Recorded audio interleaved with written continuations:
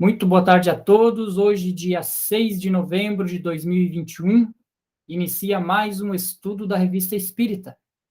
Hoje iniciamos o estudo de número 25 do ano de 1860. E finalizamos hoje, provavelmente, o primeiro semestre de 1860. E os demais estudos poderá ser acessado através do nosso canal do YouTube, que pode ser encontrado dentro do nosso site www.obreirosdosenhor.org.br, e lá em nosso canal, tanto quanto o nosso site, poderão ser encontradas várias matérias, estudos, encontros, palestras, sempre da doutrina espírita, com embasamento de Kardec. No estudo de hoje, nós vamos falar sobre a pneumatografia ou escrita direta. Pereira, por gentileza, poderia ler para nós? Sim, boa tarde a todos. Então, como foi colocado por Lelo, nós estamos dando continuidade ao estudo, né, da Revista Espírita, e hoje vamos falar sobre esse tema bem interessante, que é pneumatografia ou escrita direta, né? Aqui, só para as pessoas entenderem, é um termo, a palavra é um pouquinho meio diferente, muitas pessoas que talvez estejam entrando em contato recentemente com a doutrina espírita não conheçam, mas a escrita direta é um fenômeno de materialização. Quer dizer, os próprios espíritos escrevem em determinado papel, ou com madeira, outro objeto, né? Então, vamos lá. No dia 11 de fevereiro último, o senhor X, um dos nossos maiores ilustres literatos, achava-se em casa da senhorita Ruth, com 6 outras pessoas, há tempos iniciadas nas manifestações espíritas. O senhor X e a senhorita Ruth assentaram-se face a face em volta de uma mesinha escolhida pelo próprio senhor X. Esse último tirou do bolso um papel perfeitamente branco, dobrado em 4 e por ele marcado com um sinal quase imperceptível, embora suficiente para ser facilmente reconhecido. Colocou-o sobre a mesa e o cobriu com um lenço branco que lhe pertencia. A senhorita Ruth pôs as mãos sobre a ponta do lenço. O senhor X fez o mesmo, pedindo aos espíritos uma manifestação direta, com vistas à sua instrução. Pediu de preferência, a Channing, evocado com essa finalidade. Ao cabo de 10 minutos, ele mesmo levantou o lenço e retirou o papel, que trazia escrita de um lado o esboço de uma frase traçada com dificuldades e quase ilegível, mas na qual se podia descobrir os rudimentos destas palavras. Deus vos ama.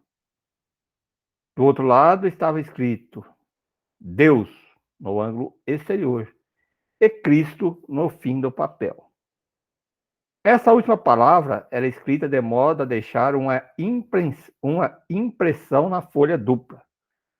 Uma segunda prova foi feita em condições exatamente iguais e, ao cabo de um quarto de hora, o papel continha na face inferior e, em caracteres fortemente traçados em negros, essas palavras inglesas: God loves you.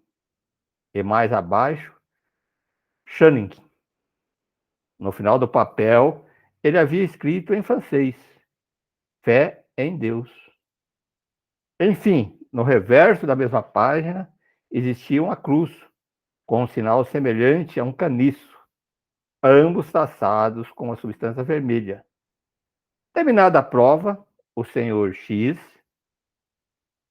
exprimiu à senhorita Ruth o desejo de obter por seu intermédio, considerando-se a condição de médium escrevente, algumas explicações mais desenvolvidas de Channing, estabelecendo-se entre ele e o espírito o seguinte diálogo. Pereira, antes da gente iniciar esse diálogo aí com o Schenning, é interessante que a gente já estudou nesse tema de pneumatografia, né, nos estudos anteriores, e aí eu me lembro que um daqueles estudos, ele demonstrava ali, porque naquela época eles usavam o lápis, né, que era mais fácil, né, para fazer as escritas, e interessante que eles descobriram lá, né, fazendo o estudo, que o carvão, né, do lápis, ele não era como a gente faz, né, arrastando o carvão e desgastando o carvão em cima do papel. Ele era como se fosse depositado em cima do papel. Estava me lembrando agora de quando a gente estudou lá, era bem essa questão que ele trouxe, né, que era como se fosse depositado de forma que formava a letra em cima do papel. Por isso que eu já disse no começo, ela é considerada um efeito físico, né? Não é, o médium não atua diretamente ali. Então, é o próprio espírito que manipula esses materiais, no caso que você falou ali, e transfere ele para o papel, para o local onde que vai colocar. Então, é bem interessante isso mesmo, né? Porque é claro que naquela época não existia, que nem hoje é o grafite, esse material que nós utilizamos hoje, foi desenvolvendo, né? Hoje eles fazem grafites de uma maneira melhores, que não é preciso colocar. E também naquela época tinha que ser isso, porque as canetas não tinha caneta esferográfica, que foi a invenção aí do tipo da Bic, daquele rolinho lá embaixo que você consegue escrever. Então era muito difícil a pessoa escrever com a caneta tinteiro, colocar tinta lá e escrever. Então era quase impossível, não? Seria muito difícil, né? E o grafite ali, o carvão, é o que eles utilizavam para fazer isso, né? Então é Exato. bem interessante isso. E essa questão da pneumatografia também tem um caso com o Chico Xavier, né, que aconteceu, se não me engano, lá em 75, alguma coisa assim, que ele deixou na gaveta, né, e ficou afastado da sala, e quando voltou ele tinha escrito. Nesse estudo, se eu não me engano, foi em 1959, até vou colocar aqui no cards do YouTube, depois, quando a gente publicar o vídeo, que é interessante porque foram feitos diversos estudos, né, diversas tentativas. Aqui o estudo diz que eles tentaram 2 vezes, as 2 vezes deu sucesso. Naquela outra, eles, inclusive, fizeram no museu, alguma coisa assim, deixaram, apareceu dentro do boné do menino, né, a escrita direta, nossa, é um estudo bem interessante essa questão. Se vocês pesquisarem isso, vai encontrar bastante artigos, né? Na própria Revista Espírita tem vários outros artigos que a gente já estudou um pouquinho para frente, está sempre estudando os temas específicos, a gente vai encontrar vários artigos falando sobre isso, né? Mas vamos agora ver essa experiência aqui, né? Então, eles fizeram ali a invocação ali do Schenning, né? Aí o Schenning, estás presente? E o espírito responde, eis-me aqui. Estás contente comigo? É porque ele evocou no começo lá para fazer a escrita direta, né? Ele tinha atendido ao pedido, né? Então está contente comigo de ter ajudado? É interessante esses diálogos, né? Que às vezes, com o tempo, no próprio movimento espírita, às vezes nós vamos perdendo um pouco esse diálogo assim, como fosse dois amigos ou dois conhecidos, né? Uma coisa assim mais simples, sem aquelas coisas de ritualística, sem aquelas coisas assim de achar o espírito muito lá longe, muito diferente. Né? Então eles conversavam como se fossem pessoas. É como se nós dois, é a mesma coisa conversando com uma pessoa que eu não conheço, mas quando eu converso eu não tenho aquela formalidade exagerada, né? Que às vezes a gente, nos próprios grupos, muitas vezes quando vai conversar com uma entidade espiritual, a gente acaba criando isso, né? Distanciando muito as entidades espirituais. Você vê, ele conversou, tá vendo, contente comigo? Claro, amigo, ó, satisfiz a tua curiosidade, vamos dizer assim, né? É como se conhecesse, né? E ele continua perguntando, a quem se destina o que escrevestes? A todos ou a mim particularmente? Respondeu, escrevi esta frase cujo sentido se dirige a todos os homens.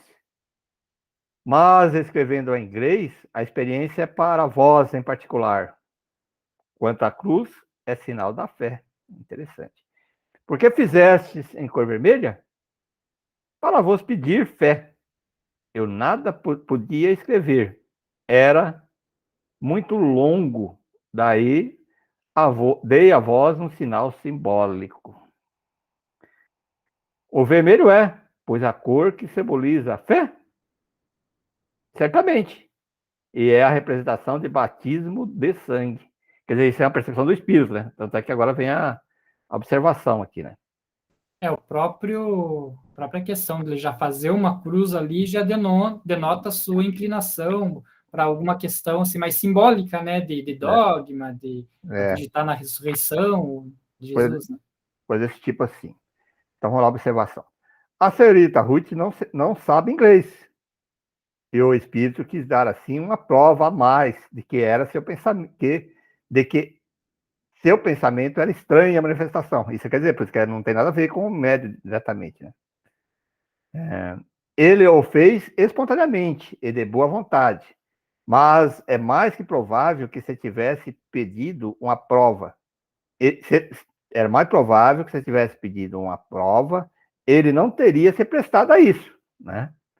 Sabe-se que os espíritos não gostam de servir de instrumento com vistas a experiências. Ainda mais coisa de curiosidade, né? Muitas vezes as provas mais patentes surgem quando menos se espera, e quando os espíritos agem por sua iniciativa. Frequentemente dão mais do que se lhes seria pedido. Seja porque desejam mostrar sua independência, seja porque, para a produção de certos fenômenos, seria necessário o concurso de circunstâncias que, nem sempre, nossa vontade é suficiente para os fazer nascer. Que reforça aquilo que você falou, né? Um efeito totalmente material, né? É. Então, no caso, teria que ter um médium ali de efeitos físicos, provavelmente também, né, Pereira? Isso nós estudamos já lá no começo, desde 1988, nós estudamos bastante essas questões das materializações, né? Não, provavelmente sim, mas não necessariamente ali, né? Ele teria que utilizar de um remédio de efeito físico, mas ele pode pegar isso em outro ambiente, né? Mas o mais normal, o mais comum é que esteja ali presente uma pessoa que tenha essa capacidade, né? De doar fluidos que possibilite essas materializações, né? E outra questão interessante ali, né, que no slide anterior, é que ele comenta ali que se fosse isso que ele foi pedido para ele fazer, se fosse como prova, provavelmente ele não teria sido feito, né? E aí até ele complementa que o espírito, né, não gosta de ser desafiado. E eu acho que vou além nesse aqui, não contrariando ali o que está escrito, mas aumentando também a percepção. A gente sabe que todo espírito, ele só vem na comunicação se permitido, né? Então, às vezes não é nem só a vontade do espírito não gostar de ser desafiado, é de todo, né, uma classe superior que diz, espera aí, por que eu vou ter que te provar que isso existe, né? Às vezes até o espírito gostaria, né? Porque a gente tem vários níveis de espírito. Você quer que eu te mostre que eu consigo derrubar uma garrafa? Eu vou derrubar a garrafa, né? Dependendo ali da evolução do espírito. Mas e aí, aquele que estava autorizando o espírito vir se comunicar, permitiria que fizesse isso? Então tem toda essa questão, né? Com certeza. É uma coisa assim que nós temos que entender isso de uma maneira muito mais ampla, né? Existe, claro que como objetivo ali não era uma mera curiosidade, né? Era para o estudo, tal, para alguma coisa desse sentido. E até nesse sentido também. Se permite isso, é porque isso ia ter uma relevância de estudo. Tanto é que ele fala no começo, né? Que não era só para ele, né? Algumas coisas ele falou diretamente para ele, mas se o objetivo for simplesmente para querer provar que existe isso ou não, talvez nem seria permitido, né? Ou poderia acontecer algumas coisas totalmente bizarras, né? Bem diferentes, né? Então tem tudo isso que você falou. Sempre existe, principalmente nos efeitos de materialização, efeitos físicos, né? Tem que ter uma permissão para acontecer de uma inteligência superior, do espírito superior que vai estar coordenando tudo isso. Mesmo que o espírito disse que ele faz porque ele pode pensar isso. Mas se não tiver a permissão, não faz, né? Vamos lá. Nunca seria demais repetir que os espíritos têm livre-arbítrio e querem provar-nos que não submetem a nossos caprichos. Eis porque raramente acendem o desejo da curiosidade, isso que eu falei. Os fenômenos, seja qual for a sua natureza, jamais estão de uma maneira certa à nossa disposição. E ninguém poderia gabar-se de obtê-los à vontade e num dado momento. Aqui já traz sempre aquilo que a gente alerta também, né, Pereira? Por exemplo, os adivinhadores, essas pessoas que fazem os trabalhos e tal. Se ela atende, por exemplo, das 8 às 6, lá na sua casa, onde quer que atenda, o espírito teria que estar à disposição das 8 às 6 com a pessoa. E ela teria que, né, tipo, não, chegou um cliente para fazer uma leitura ali, o espírito teria que estar à disposição. É algo meio improvável isso, né, do espírito estar totalmente à disposição da pessoa. Né? É bem nesse sentido que fala. Então, a gente vê isso aí até nos próprios grupos mediúnicos, que às vezes a gente fala assim, olha, agora vamos colocar à disposição para os espíritos benfeitores da comunicação, e às vezes não falam nada. Aí, às vezes, você está terminando o trabalho, começando a falar assim, aí vem a manifestação e eles falam. Quer dizer, isso também vai provar que não é quando eu quero, quando nós queremos que ele fale, entende? Ele tem, para demonstrar isso, falar, olha, tem um livre-arbítrio. Se eles acharem conveniente falar, eles vão falar. Se não acharem, não vão falar mesmo. Né? Não adianta você querer insistir. E é nisso que você falou, isso que é a grande dificuldade que os materialistas, desde aquela época e até hoje, principalmente a ciência, querem tratar o espiritismo com essa ciência assim de, então você faz esse fenômeno de escrita aí, de coisa assim, então vou marcar tal horário, tal dia, você vai fazer lá. Não é assim, o espírito não está à disposição dele, como você falou, para ele chegar naquele horário, naquele momento, né, com todos os equipamentos montados, tudo lá e fazer, né? Existe uma certa espontaneidade, né? E se for lá, que tipo de espírito que vai lá, né? Aí é que tá, repetir aquele mesmo espírito, aquelas mesmas comunicações, então não é por aí o caminho, né? As coisas acontecem de acordo com toda uma preparação, né? O momento que eles acharem necessário, né? Por isso que é importante o estudo contínuo, né, Pereira? De todas as obras de Kardec, principalmente, que da onde que a gente tira essa ideia? Por que, que o espírito não está à disposição 24 horas? Pelas leituras que a gente vê. Por exemplo, nas últimas, não sei se foi na última aula ou no último estudo, penúltimo estudo que a gente fez, que o espírito falou, né? Mas você fica o tempo todo com ele? Ela falou que não. Pela simpatia, ele estava com aquela pessoa por mais tempo, mas ele também tinha outras coisas que ela fazia, né? Então, os próprios espíritos vêm dizendo isso, que eles também têm suas responsabilidades no plano espiritual e não de estar somente ali junto com o médium. Até pro Kardec lá, quando ele estava tendo uma certa dificuldade, um espírito se manifestou na casa dele lá fazendo barulho para ele depois, que eles sabiam que no outro dia ele iria evocar o espírito para conversar. Eles também colocou assim, olha, tal dia, determinado horário do dia, nós estaremos à disposição, tal. Quer dizer, não deixou assim aberto. E ia naqueles dias específicos, né? Foi essa a orientação, quer dizer, não é assim, né? Agora vou sentar aqui, estou aqui, tem um médio aqui, vou principalmente evocar espíritos determinados, X, né? Vamos enfrentar agora o espírito do Chico Xavier, Allan Kardec aqui. Não é por aí o caminho, né? Existe todo um processo, né? Vamos dar continuidade, então. Os fenômenos, seja qual for a sua natureza, jamais estão da maneira certa à nossa disposição. E ninguém poderia gabar-se de obter à vontade em um dado momento. Quem os quiser observar deve resignar-se a esperá-lo. E muitas vezes é da parte dos espíritos uma prova para a perseverança do observador e do fim que se protege e que se propõe. Os espíritos pouco se preocupam em divertir os curiosos e só se ligam de boa vontade às pessoas sérias, que provam vontade de instruir-se, para tanto fazendo o que for necessário, sem mercadejar seu esforço e seu tempo. A produção simultânea de sinais em caracteres e cores diferentes é um fato extremamente curioso, contudo, não é mais sobrenatural que os outros. Podemos dar-nos conta desse fato lendo a teoria da escrita direta, na revista Espírita do mês de agosto de 1859. Acho que o Lelo comentou aqui, eu também fiz isso aí também. Então ele já falou para nós, não vai precisar procurar. Eu falava que era em 1859, então já disse até o mês. Agosto de 1859. Com a explicação, desaparece o maravilhoso, resultando num simples fenômeno que tem sua razão de ser nas leis gerais da natureza e no que poderíamos chamar fisiologia dos espíritos. Muito interessante, né, Pereira? Muito interessante. Lógico, a gente sempre costuma dizer, né, que naquela época era normal e compreensível ter esses efeitos físicos, né?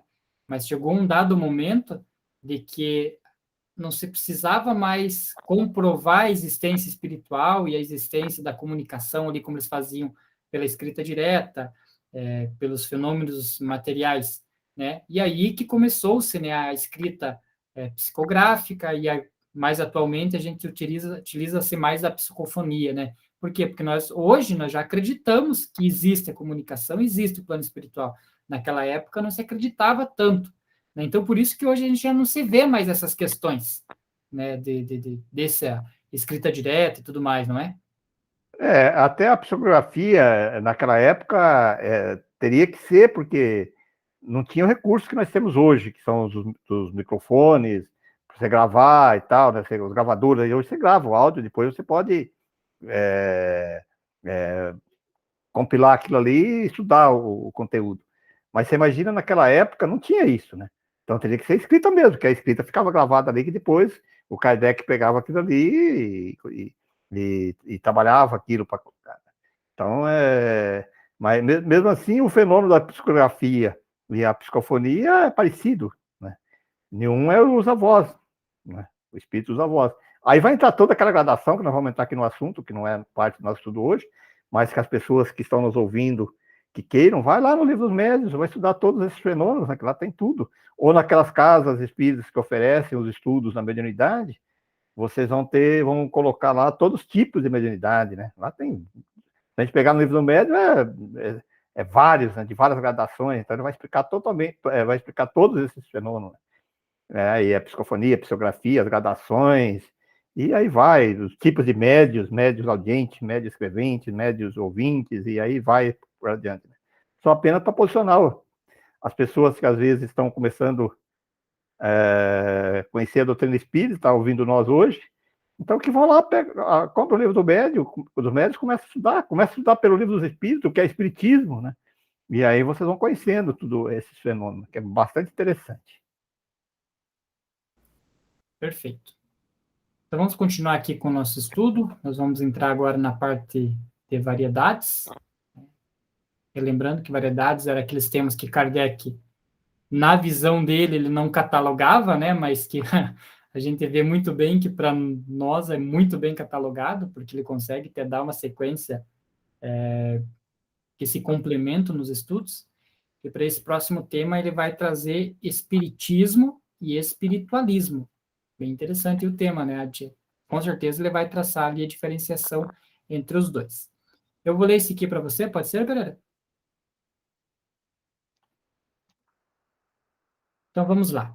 Variedades, né? Estamos no mês de maio, até cometi um erro lá no começo, né? Na hora que fiz a abertura da revista, eu achei que nós estávamos finalizando junho, não, mas nós estamos finalizando maio. Então, não terminamos o primeiro semestre de 1860. Então, aí no livro de variedades da Revista Espírita, Kardec vai discorrer agora sobre o espiritismo e espiritualismo.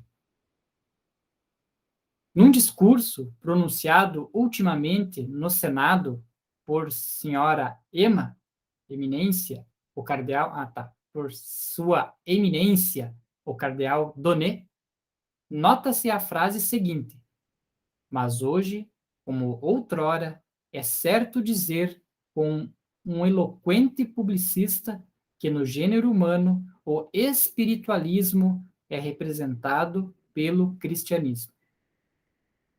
Incorreríamos, sem dúvida, em estranho erro se pensássemos que o ilustre prelado, em tal circunstância, tivesse entendido o espiritualismo no sentido da manifestação dos espíritos.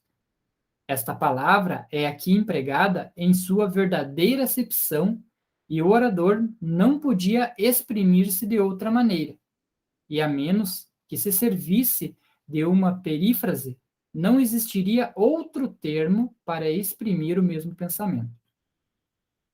Se não tivéssemos indicado a fonte de nossa citação, certamente poderiam pensar que tivesse saído textualmente da boca de um espiritualista americano, a propósito da doutrina dos espíritos, igualmente representada pelo cristianismo, que é a sua mais sublime expressão. De acordo com isso, seria possível que um futuro erudito, interpretando à vontade as palavras do Monsenhor Donet, tentasse demonstrar aos nossos sobrinhos netos que em 1860 um cardeal tinha professado publicamente perante o Senado da França a manifestação dos espíritos? Não vemos, no fato, uma nova prova da necessidade de existir uma palavra para cada coisa, a fim de nos entendermos? Quantas disputas filosóficas intermináveis não tiveram por causa o sentido múltiplo das palavras?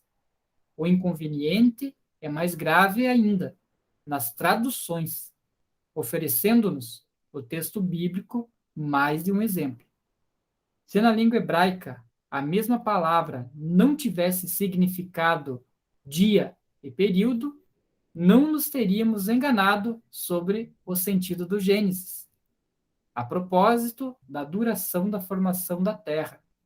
E o anátema não teria sido lançado por falta de entendimento contra a ciência, quando esta demonstrou que referida formação não poderia ter sido realizada em 6 vezes 24 horas.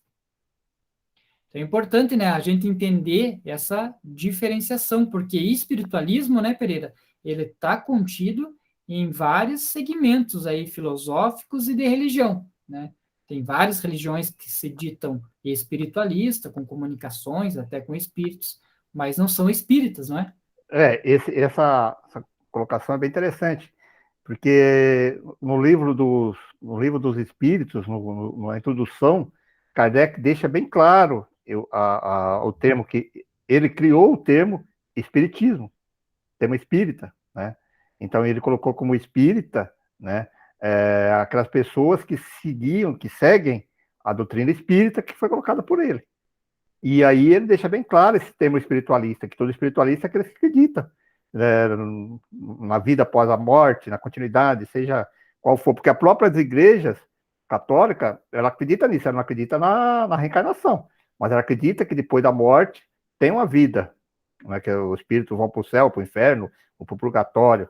Então são espiritualistas nesse sentido, isso que ele quis colocar. E essa confusão vem hoje. Quando as pessoas veem, acontece esses fenômenos aí, esses fatos que acontecem aí de, de mediunidade, aí quando coloca a pessoa, fala, os espíritas, um espírita fez isso. Mas não é espírita, provavelmente dito, que às vezes a pessoa não tem nenhuma ligação, nem conhece o espiritismo estudado, como nós estamos estudando aqui. Ele é um espiritualista, né? Um médio espiritualista, que é com todo respeito, que tem. Aqui não estão colocando o mérito da questão de ser bom ou ruim. Então, todas as pessoas que fazem o fenômeno, seja os descendentes de astros, né, que tem várias denominações espiritualistas, eles têm contato com o espírito, aceitam a comunicabilidade, aceitam tudo, mas não são espíritas, porque eles seguem outra linha deles próprios, né? Então, hoje assim é comum, eles colocaram, hoje ficou muito comum na mídia leiga, por interesse, coloca tudo como espírita, né? Acontece coisa. Os espíritas se reuniram, não sei o quê. E quando você vê, não tem nada a ver com os espíritas mesmo, provavelmente dita, né? Do espiritismo, e sim espiritualista. O termo correto, que ele diz aí, seria os espiritualistas se reuniram e tal, né? E os espíritas poderiam se enquadrar também nos espiritualistas. Abrangeria todas essas pessoas que acreditariam na vida após a morte, na continuidade, nas suas várias denominações. Então, eu acho interessante o Kardec coloca isso, e não sei porquê, mas hoje sempre nós estamos ouvindo esses disparates aí, né? Colocando todos essas outras filosofias, essas outras linhas, né, como espíritas, né? É bem interessante mesmo esse tema. É interessante a questão que ele traz ali no final, né? Da questão ali da Gênese, né? Da formação do globo, né? Da formação do universo. E pela Gênese, pelas traduções, inclusive até tem, né? O livro do Novo Testamento, que o Haroldo Dutra Dias, né? Ele fez a tradução direto do hebraico, ele foi aprender o hebraico para fazer a tradução. Hoje em dia não vemos tantas, né, coisas erradas assim, porque vai se passando por algumas revisões e vão se ajustando. Mas, por exemplo, dos 6 dias para a construção do universo era uma forma totalmente alegórica, cujo algumas palavras no hebraico antigo não se tinham um alcance para explicar aquilo lá, né? Assim como a palavra, por exemplo, saudade, Não existe no inglês, que nem nós estávamos aprendendo ali. Não existe. No idioma americano não existe a palavra saudade. Existe a palavra sentir falta, né? Então, agora imagine num hebraico antigo, né? Muitas palavras não tinham significados. E aí, como Kardec trouxe todo esse confronto entre a religião e a ciência, coisa que não precisaria ter surgido, né? Por quê? Porque a ciência tentou comprovar, não, é impossível isso aqui ter surgido em 6 dias. Mas a religião, não, mas está na Bíblia que foi em 6 dias, então tem que ser. E aí deu esse confronto. Então é complicado, a escolha de palavras é importante também. Isso aí vai depender muito da, vamos dizer assim, da região que a pessoa está, né? Da denominação da língua que ele está praticando, né? Você imagina que você falou assim, o hebraico era uma língua inicial, ele era muito pobre. Então, aquela questão lá dos meus irmãos, colocava tudo numa colocação só, né? Meu pai, minha mãe, quer dizer, aí as pessoas, na hora de traduzir isso aí, se não pegasse o sentido, não aprofundasse ali no sentimento das palavras, ele pode permitir a tradução da maneira tendenciosa que ele quer, né? Pode modificar o sentido das questões ali, né? De acordo com os interesses dele, ou do conhecimento que ele tinha, né? Aquela da agulha, do camelo passar no buraco da agulha, né? O camelo, depois sabe que o camelo era um cabo, né? Que eles falavam que era um cabo, um fio de pelo de cabelo, que era a linha, né? Então ele não falava linha, falava um camelo, porque não tinha uma palavra específica para linha lá. E aí tem vários exemplos. E eu acho que aí também que Jesus, uma das opções dele falar muito em parábolas era nesse sentido também, né? Porque a parábola você dá um sentido que não se perde, né? Exemplifica, então fica mais fácil de você passar para a posteridade, né? Sem ter muitas mudanças. Você pode mudar o sentido das coisas, você pode mudar a personagem ali, mas a essência moral você não muda, né? Sempre fiquei pensando nisso, eu sempre tive essa convicção. Falei, poxa, é claro, se eu quero que uma coisa vá para frente, se eu falo dessas parábolas, né? Nós falamos sempre das piadas, né? Uma pessoa conta a piada, a outra pessoa vai contar a mesma piada, ela pode mudar a personagem, em vez de ser o Zé, com o Pedro, com o João, não sei o quê, o Pedrinho. Quer dizer, muda o nome, mas a essência da moral tá a mesma, né? Não se perde. E as parábolas têm essa finalidade também, né? Quando você conta uma história. E o outro vai contar a história, mas ele tem aquele fundo moral transfere para frente, né? O Haroldo Dutra e aquele pessoal que fizeram aquela revisão, vamos dizer assim, aquele estudo das línguas antigas, foi perfeito, um trabalho muito bonito, né? De você desmistificar, de você aprofundar sobre tudo aquilo. Que realmente, quando fez a tradução, foram pegos lá para os monges lá e tal, que pegava aqueles pergaminhos e começavam a traduziam primeiro para o latim, né? Depois do latim vai indo para o português, para inglês, e do inglês. Você imagina isso? Vai perdendo muitas coisas, né? Talvez aí é importante a pessoa que conhece hoje do português, por exemplo, fosse lá no latim original e fosse até lá no hebraico, né, que foi o caso, para ver realmente o significado das coisas.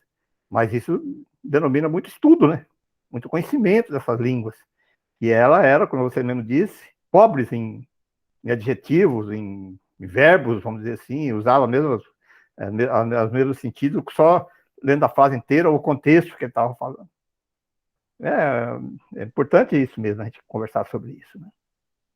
Até aqui nós vemos recentemente, nós já tivemos alguns problemas, que está bem próximo de nós agora, da tradução das obras básicas, que vem do francês para o português. Existem diferenças. Algumas traduções mudam até um pouco o sentido, né? Entende? Que a pessoa pega aquele mesmo sentido lá, na hora de traduzir ele, não, mas não era bem isso que ele quis dizer, quer dizer, começa a criar algumas coisas. E às vezes tem alguns conflitos, a gente estuda, nós tínhamos grupos de estudo, tinha vários tradutores do livro dos médios, né? O Lelo, você deve saber disso, que eu já estudo bastante tempo. Aí você estava lendo com uma edição, nós chegávamos a ter estudos de 30 pessoas, 20, 30 pessoas, estudando, e aí distribuía os livros, só que não tinha todos da mesma edição, do mesmo tradutor, né? Aí o outro tal do outro lá olhava assim, mas aqui não está escrito aqui, estava escrito diferente. Olha, meu ali que está perto, né? Francês e português. Imagina vindo lá da Bíblia antiga lá, né? Sim, além de estar perto, com poucos anos, né? De Pois é. 1850 para cá, né? Tanto é que a própria FEP, né? Ela orienta ali alguns tradutores, né? Para que não esteja tanta divergência e a pessoa não interprete errado ali o que foi traduzido, né? É. Porque, como a FEP diz, né? fazer a tradução ali, qualquer um pode fazer, né? Então, agora, quando a pessoa faz a tradução e a pessoa é um espírita e tem conhecimento, ele vai conseguir fazer uma tradução mais bem feita. Agora, se você pega uma editora que só quer fazer a tradução para colocar o livro à venda e para vender, pode fazer uma tradução um pouco mais fora do contexto. Você pode pegar em francês, botar no Google lá e traduz para você também. Verdade. E aí? E aí, visão disso, né? Ele vai pegar aquela palavra que eles conhecem lá e vai colocar ali, né, o significado. Perfeito. Continua para nós, Pereira? Continua. Ditados espontâneos. Então, só para os nossos colegas que estão assistindo, que nós gostamos de fazer essas conversas para tornar, assim, esse nosso... É um bate-papo nosso aqui, né? Para que todo mundo possa compreender um pouquinho mais a doutrina espírita. As diferentes ordens de espíritos. Ditado espontâneo. Comunicação particular obtida pela senhora Desley, membro da sociedade de seu finado marido. Então, vamos ver o que é. O ditado espontâneo que o Kardec coloca aqui é aquele momento que eu até falei assim, quando eu falei assim, olha, agora nós estamos à disposição, aí vinha o espírito e começava a falar, sem ter nenhuma evocação, sem nem alguém ter desejado nada, né? Por isso que o nome já é espontâneos, né? E aí vamos ver o que o espírito falou. Escuta-me, cara amiga. Se queres que te diga boas e grandes coisas, não vês a direção dada a certos acontecimentos e vantagens que daí se podem tirar para o progresso da obra santa? Ouve os espíritos elevados e trata, sobretudo, de não os confundir com os que procuram impor-se por uma linguagem mais pretensiosa do que profunda. Não misture os teus com os pensamentos deles. Seria possível que os habitantes da Terra pudessem encarar as coisas do mesmo ponto de vista que os espíritos desprendidos da matéria e obedientes às leis do Senhor? Não confundas, no mesmo conjunto, todos os espíritos. Eles são de ordens bem diferentes. Aqui acho que vale já um adendo, hein, Pereira? Que aprendi com vocês, né?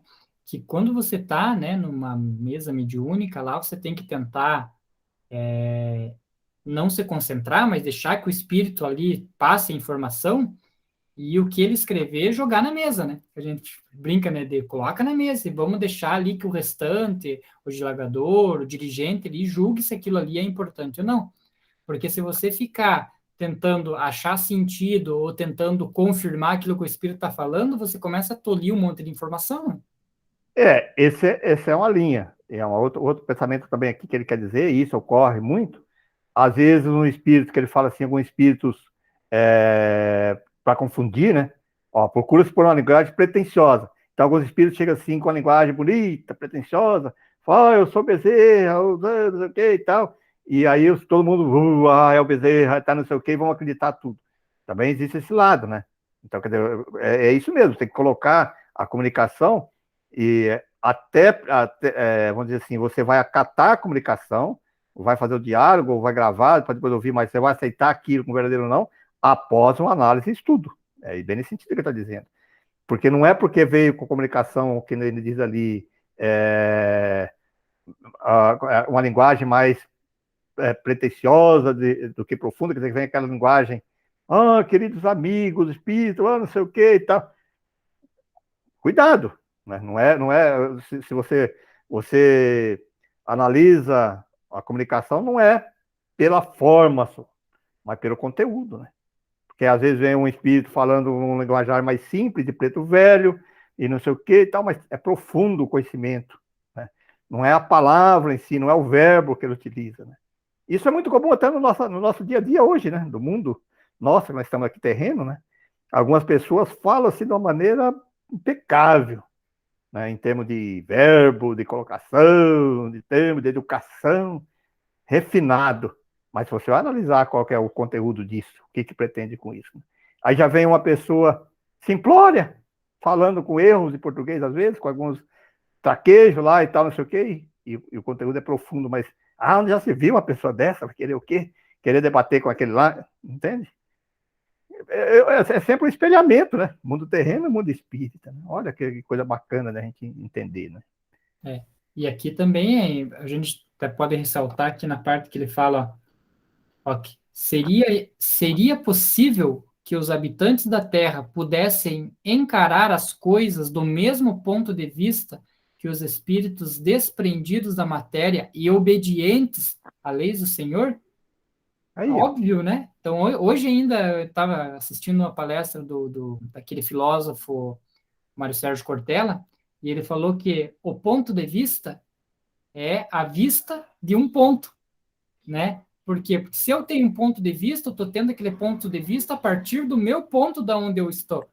Agora já imaginou eu tentar compreender todo um plano espiritual, sendo que eu estou aqui amarrado na matéria. Então, se vem um espírito, aí nesse caso ali, foi ditado ali, obedientes às leis do Senhor. Então, já entendemos que é um espírito mais evoluído. Não tem como eu querer debater, às vezes, com ele, ou tentar entender tudo que ele está falando, porque eu não tenho nem alcance para chegar naquilo lá, né? Então, isso aqui, voltando trazendo para o nosso dia a dia.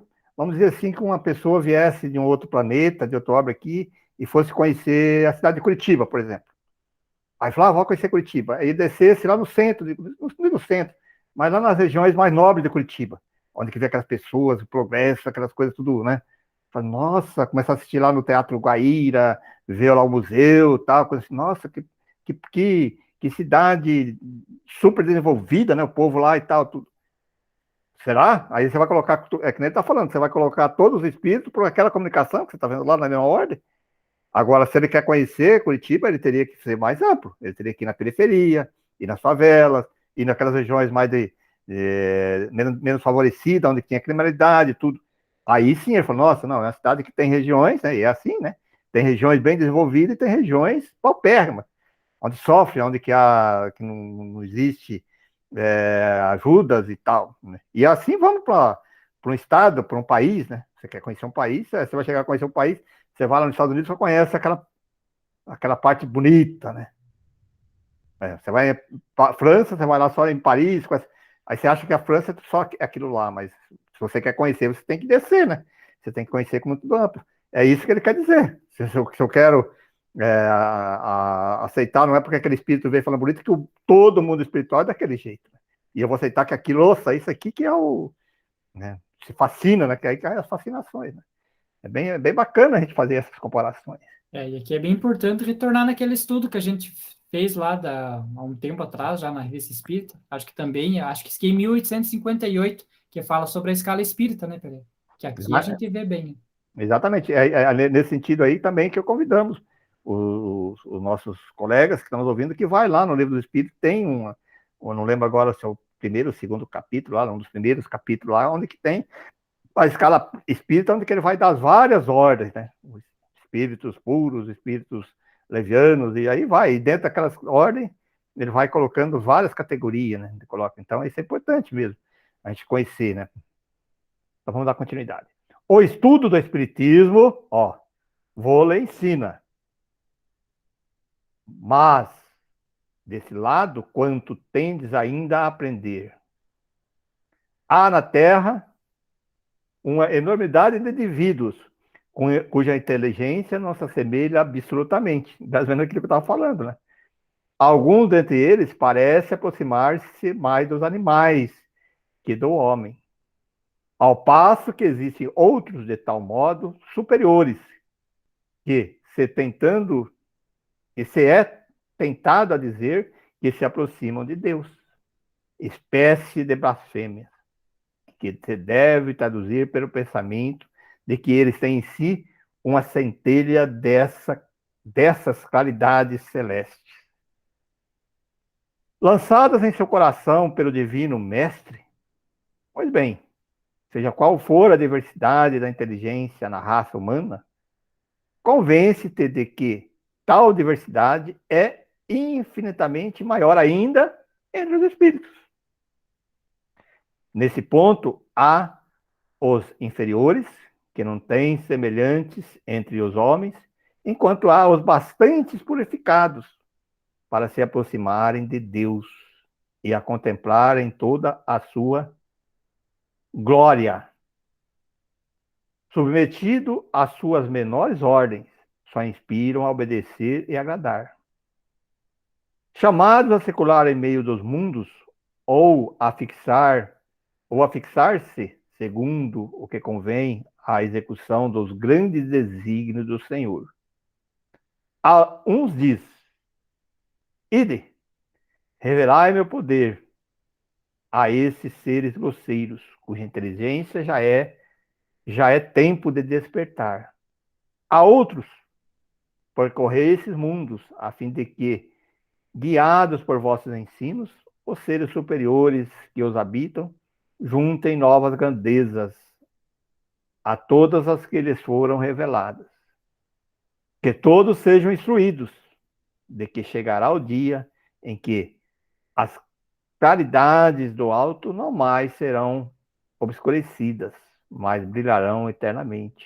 Teu amigo. Bacana, né? Comunicação bem interessante. Bem interessante.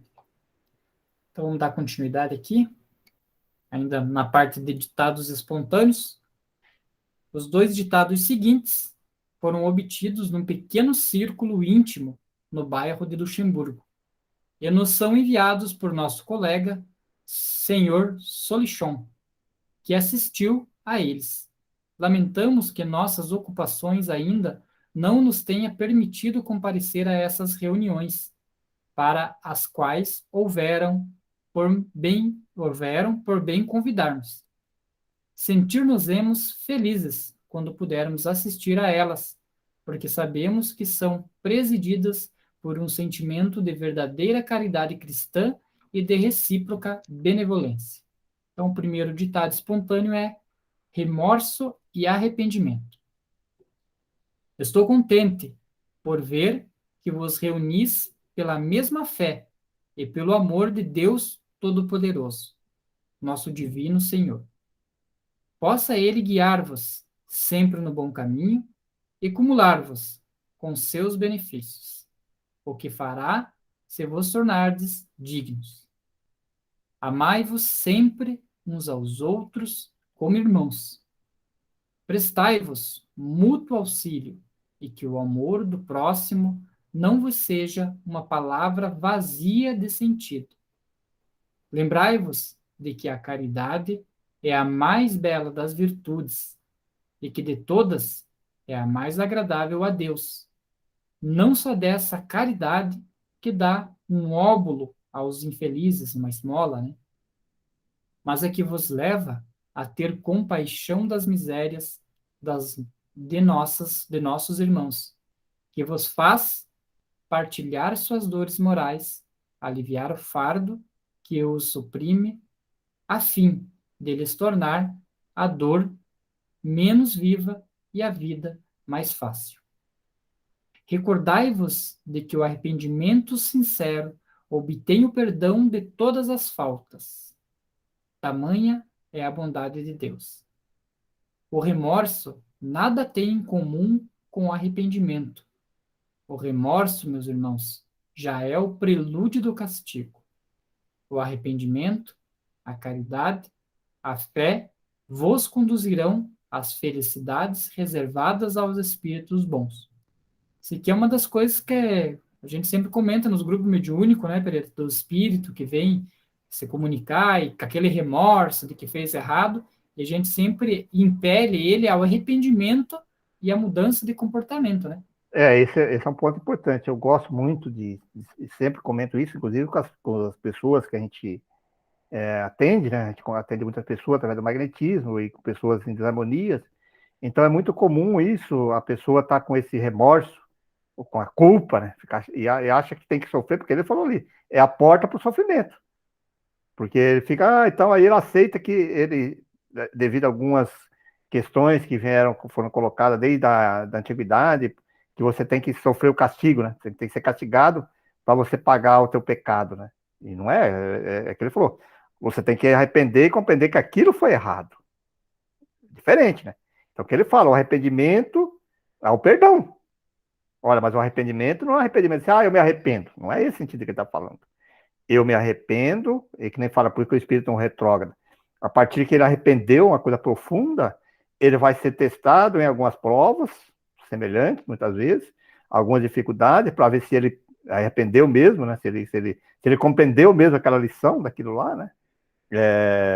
E aí ele vai iniciar um processo de, vamos dizer assim, de acerto, trabalhando no bem, ajudando as pessoas com aquela mesma situação.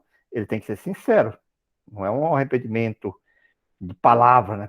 Eu me arrependo. Não arrepende, mas será que se arrepende? Não é? E aí vai ter compaixão com irmãos, ou até aquele mesmo irmão que você fez essa ofensa, ou fez aquele equívoco, ou outros em semelhantes condições, você vai ajudá-lo. Isso sim, né? Então, aí eu sempre digo, somente o trabalho no bem que você, vamos dizer assim, resigna, né, perante a lei divina os teus erros. Não é no sofrimento, né? Aí, por que eu sofro? Eu estou pagando, eu já ouvi muito e ouço quase constantemente, eu devo estar pagando um monte de pecados sofrendo. Eu falei, não, você não está pagando nada. Você está sofrendo a consequência da tua teimosia de mudar. Não é verdade? A partir do momento que você se arrepende e muda, você não precisa sofrer mais. Né? Mas tem que ser sincero. Né? É bem interessante esse papo, essa conversa. Sim, porque a dor ela só continua enquanto você não aprendeu, né? É, E o espírito foi muito feliz, né, na parte que ele diz aqui, ó, que ele não falou que era só o arrependimento, exatamente na linha que a gente leva, né? é, O arrependimento, a caridade é e a isso. fé, É isso aí. né? Então, por isso que nós, no Espiritismo, a gente fala, né, que fora da caridade não há salvação. Mas então quer dizer que eu tenho que ficar dando dinheiro, dando comida, dando para todo mundo. O Espírito já voltou aqui dizendo, né? Ó, Não é o não óvulo. só dessa caridade que dá o óvulo aos infelizes, mas a que vos leva a ter compaixão das misérias dos nossos irmãos. Então, o que é o compaixão? É compartilhar daquela dor, compartilhar daquele momento que o espírito está passando e tentar ajudar. Não Às vezes é só escutar, às vezes é só sentar do lado de uma pessoa e escutar o que ela tem para falar. não é dar o que sobra, né? Porque muitas vezes a pessoa dá o que sobra, né? Mas eu dou tanto, eu pego 10% do meu salário, pego não sei o quê, dou. Você está dando aqui, está sobrando. Isso é muito fácil. Agora, você tirar um dia, tirar um momento do seu lazer, da sua atividade que você poderia ter, né? E você ir lá para ajudar outros, né? Descer até as periferias, ou atender as pessoas numa instituição, isso sim, você está se dispondo, né? Essa sim que é a compaixão, para ir lá para ouvir, que nem você disse, ouvir irmãos em dificuldades, ajudar, né? Isso que é importante, né?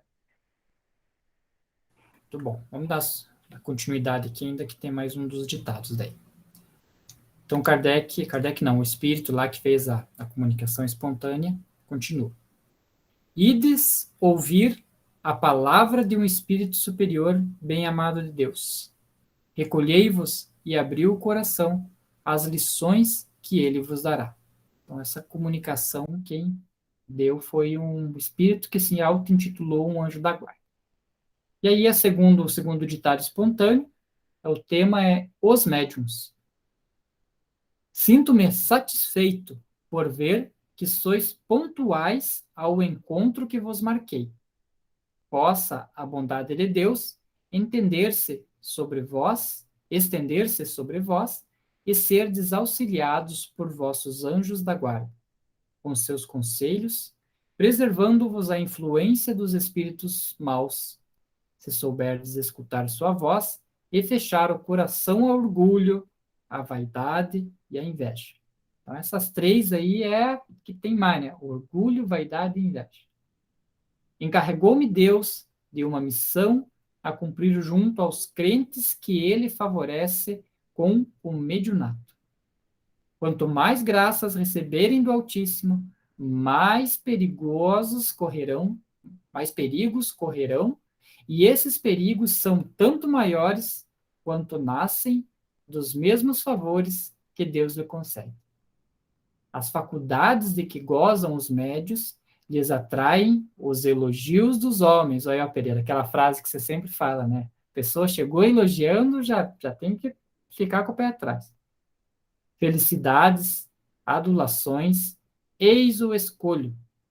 Esses médiuns, que deveriam ter sempre presente na memória sua incapacidade primitiva, a esquecem, fazem mais o que só devem a Deus, atribuem ao seu próprio mérito. Olha que interessante.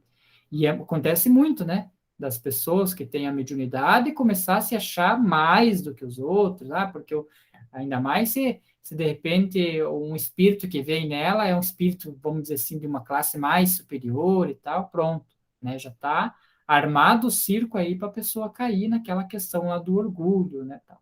E aí vai se prejudicar, com certeza. O que acontece então? Os espíritos bons os abandonam.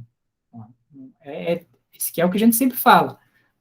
Começa a utilizar para lá do mal a mediunidade, aqueles bons que vinham para ajudar se afastam. E como a mediunidade vai continuar aberta ali, quem que vai se aproximar? Os espíritos maus. Não tendo mais bússola para os guiar, se transformam em joguetes dos espíritos enganadores. Quanto mais capazes, mais são levados a considerar sua faculdade um mérito, até que, enfim, para os punir. Deus lhes retira o dom que apenas lhes pode ser fatal. Acontece, né? A pessoa, sou médium, e aí começa a escrever, só escreve romance, cunho espírita muito pouco, é mais uma historinha de novela, e de repente vai lá e Deus né, diz, não está tendo resultado isso, né? Então vamos cortar isso a mediunidade, porque se eu deixar, vai te trazer mais mal do que bem. Isso aí é um ponto interessante, assim, que aquele endeusamento que alguns grupos e algumas instituições dão a determinados médios. É um perigo isso, que daí coloca lá, nossa, é que o fulano, ciclano, nossa. Gente, aqui, ó, o texto está bem claro aí. Ele veio com um dom, coisa assim, mas não tem que se endeusar ou diferenciar de qualquer um outro. Ou esse é melhor que aquele. Então, às vezes isso acontece dentro de um próprio grupo mediúnico, aquele dirigente, ou aqueles que coordenam os grupos, começam a endeusar um, né, e todo mundo fica em função daquele um, e toma conta, que ele fala ali mesmo, os espíritos vão se afastando, né, fala, poxa, né? Então, esse é o cuidado que nós temos que tomar, isso, quem me conhece sabe disso, é uma coisa que eu sempre coloco dentro dos grupos, e até de alguns médicos conhecidos hoje, assim, por quê? Vocês vão ver a diferença do Chico Xavier, por exemplo, também. O Chico Xavier teve a humildade dele, e aí hoje muitas pessoas endeusam. Não, gente, lógico, não estou dizendo aqui que ele é uma pessoa que teve o seu papel, que cumpriu, não é nesse sentido que eu estou dizendo. Mas ele é um irmão com nós que veio com essa capacidade, então ele não merece nada assim muito, vamos dizer assim, de extraordinário, de um endeusamento, nesse sentido que estou dizendo, né? De colocar como um ser totalmente. Não. Então, que isso é prejudicial. E quantos médios a gente percebe aí, às vezes acontecem esses escândalos por causa disso. Eles começam dentro da instituição e fica todo mundo em cima daquele médio, que não, que fulano, não sei o cano, doutor não sei o quê, quando vê, acontece esses escândalos. Por quê? Por causa disso, que houve um endeusamento. Né? A caridade tem que ter que ele fala ali, tem que ser uma coisa natural, sai muito essas questões. Claro que você vai, um elogio simplesinho e tal, mas quando começou a exacerbar isso tudo, é perigo danado. Isso. Nós temos que tomar muito cuidado com isso, realmente. E aí conclui aqui, então, o espírito, né? Nunca seria demais lembrar que vos recomendeis ao vosso anjo da guarda para que vos auxilie a vos manter vigilantes contra vosso mais fiel inimigo, que é o orgulho. Lembrai-vos de que sem o apoio do vosso divino mestre, vós que tendes a felicidade de servir de intermediário entre os espíritos e os homens, então sem o apoio do divino mestre, será punido tanto mais severamente quanto mais favorecidos, se não tiverdes aproveitados a luz.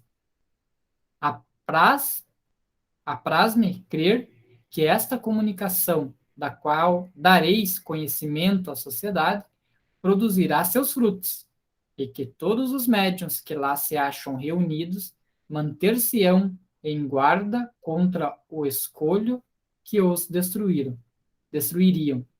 Esse escolho, já disse a todos, é o orgulho. Olha aí. Joana d'Arc. Você vê, né? É bem que nós estamos falando isso, né? Ah, mas o médio, mas aí a pessoa sente aquele ínfrato do Estado. Ah, só da comunicação, não sei o quê e tal. É um perigo isso mesmo, né, gente? Temos que tomar muito cuidado. Eu até tenho, sempre comento isso, até comigo mesmo, quando eu vejo as pessoas começam a elogiar muito, eu falo, epa, para com isso, né? Porque eu fico desconfiado, né?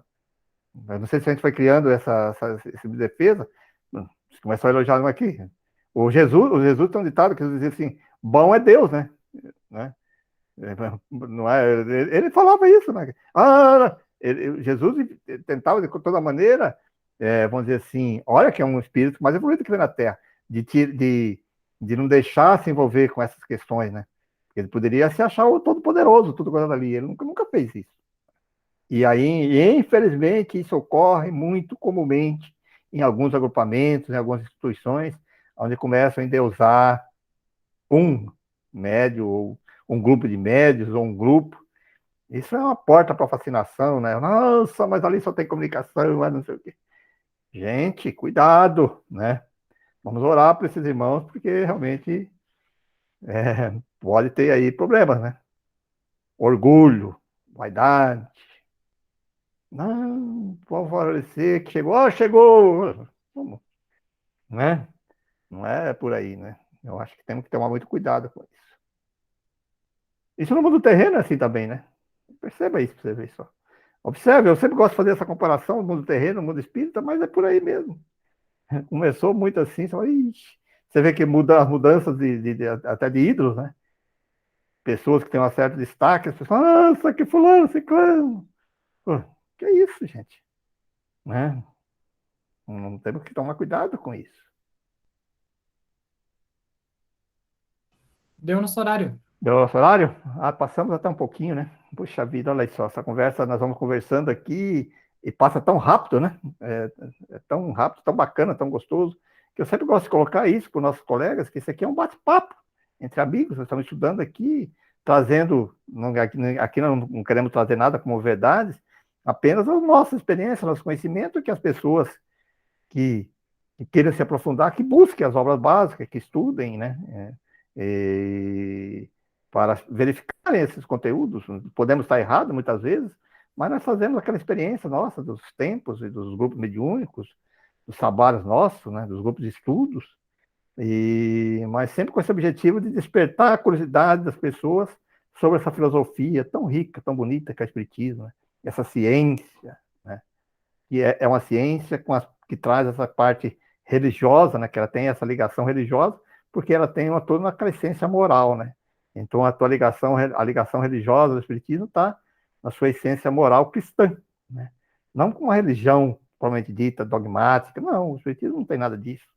Ele apenas traz essa religação de religiosidade por causa disso, porque ela é baseada no cristianismo, no Evangelho de Jesus Cristo, né? Então vamos aproveitando esses instantes finais para fazermos a nossa reflexão, a nossa meditação, sempre agradecendo a Deus. Isso também é outra questão que é bom sempre nós conversarmos, que nós temos distanciado muito de Deus, porque nós temos uma ideia errônea que Deus é um ser. Não. Temos que visualizar e sentir Deus como a inteligência suprema, causa primária de tudo e tudo.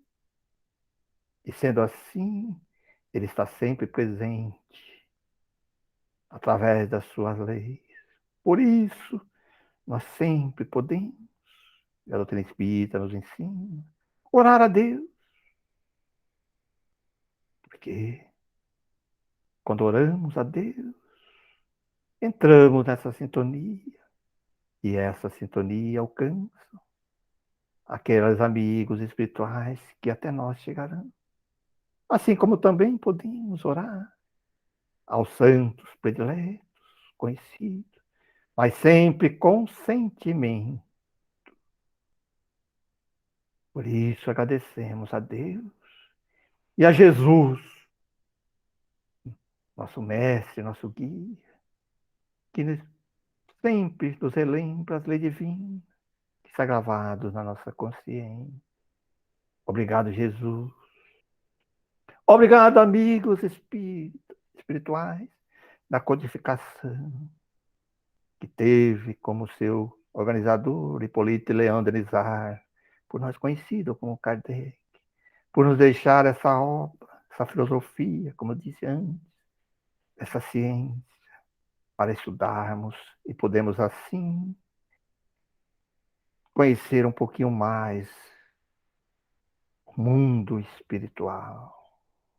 Obrigado, amigos espirituais que nos acompanham, como foi colocado no nosso início. Sabemos que amigos espirituais se aproximam de nós para estudar esta obra também, assim como aproximam de nós aqueles outros amigos para nos intuir e nos ajudar na apresentação desse estudo. Obrigado a todos e pedimos a Deus, a Jesus, que derrame sobre nós suas bênçãos de amor, que o Evangelho, que o estudo de Jesus alcance a cada um que está nos ouvindo, para que possamos ter um fim de semana repleto de alegria e paz com nossos familiares e nossos entes queridos. Obrigado, que assim seja.